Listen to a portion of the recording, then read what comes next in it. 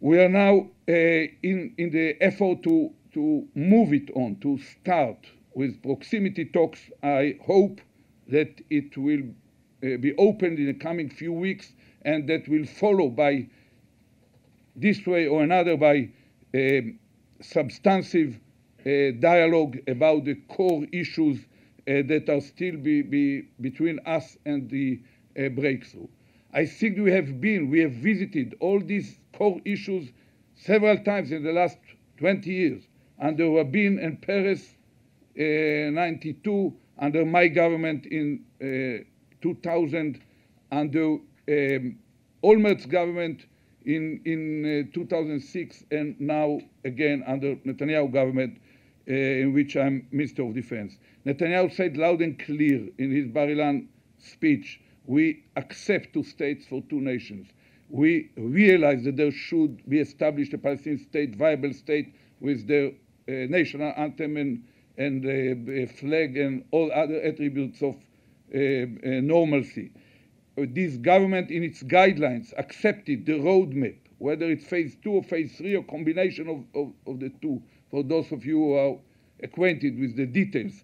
And we committed ourselves to all agreements approved by previous governments, which were not right-wing governments. We reflect a kind of national unity, not typical national unity. The right leg is much heavier than the left leg, but within us, we include basically all the body politic of Israel and all mainstream.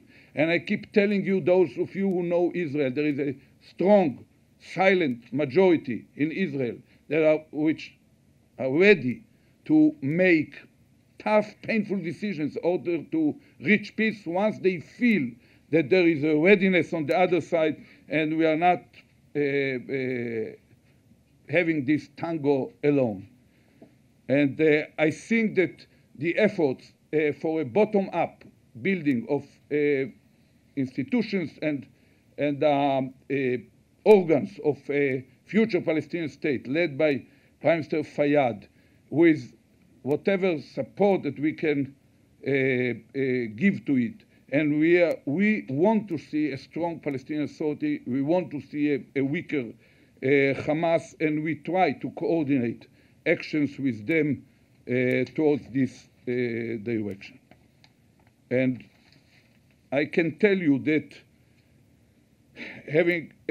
talking about opportunities, I cannot ignore the issue of Syria. It's not a secret that in Israel, both myself as defense minister in the past and now, as well as the Israeli defense establishment on all its levels, believe that we have, and the Middle East have, strategic interest in putting an end to our conflict with Syria. We have been in negotiations in this city and in the other places regarding to this issue under Rabin and during Peres government, Netanyahu, previous government, my government, and Olmert's government. And all of us know what is on the table. All of us know what kind of decisions are needed to be taken by both sides. All of us are realistic about what could be achieved or what probably cannot be achieved at the very first moment. And I insist that this is an opportunity more than a threat if navigated cleverly, keeping the dignity of the other side on all stages. Having said that, I can tell you that we are strong enough to face a deterioration if it happens on our northern front, but we are not interested in it. We will not initiate it, and I don't believe that anyone in the region, in the immediate neighborhood of Israel, really needs it. We follow carefully what happens in Lebanon, and I think that the time had come to deal with it in a much more straight and real manner. The essence of 1701, the UN Security Council resolution following the last war in the north in 2006 was to put an end to this anomaly of the existence of Hezbollah in Lebanon. And instead of solving the problem, it just allowed it to become more complicated. There is a bizarre anomaly there. Lebanon is a member state of the United Nations. It has happened to have a militia. The militia happened to have members in parliament, even ministers in the cabinet, with a veto power over the decision of the Lebanese government. Now it is supported and equipped by two other member states of the United Nations, Syria and Iran, technologically and with equipment, and many civil servants in uniform and without uniform of both member states of the United Nations are serving in Lebanon within the chain of command of Hezbollah and giving orders, stemming out of the interests not of the Lebanese people but of other players.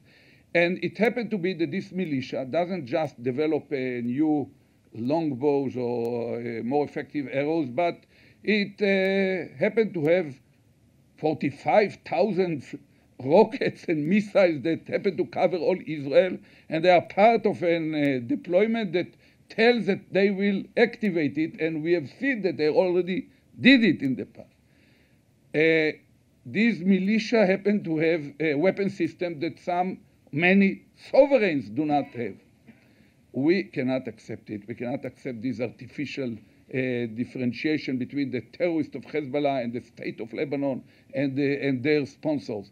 And we keep saying we do not need any conflict there. We will not lead it towards one. But if attacked, we will not run or chase any individual Hezbollah terrorist, and they are in fact building and digging within the urban concentration, inside the cities, inside the civilian population.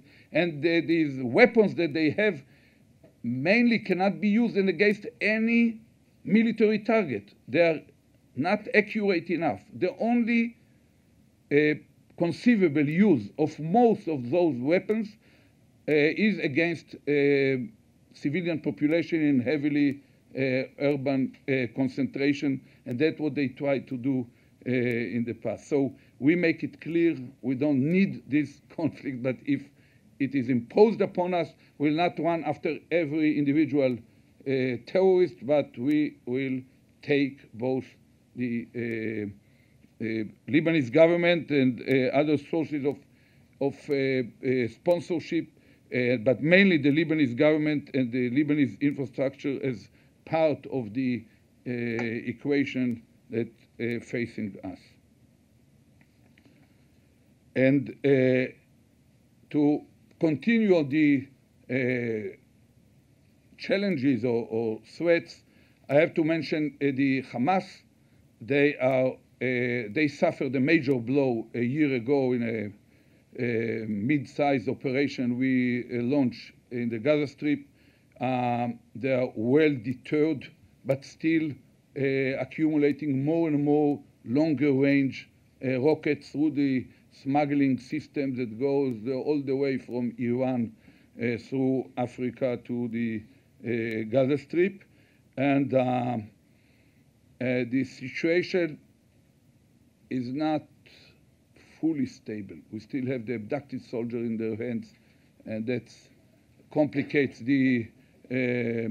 some aspects of the normalization of the situation, but it's quiet, more quiet than anywhere in the past, but internally or inherently unstable.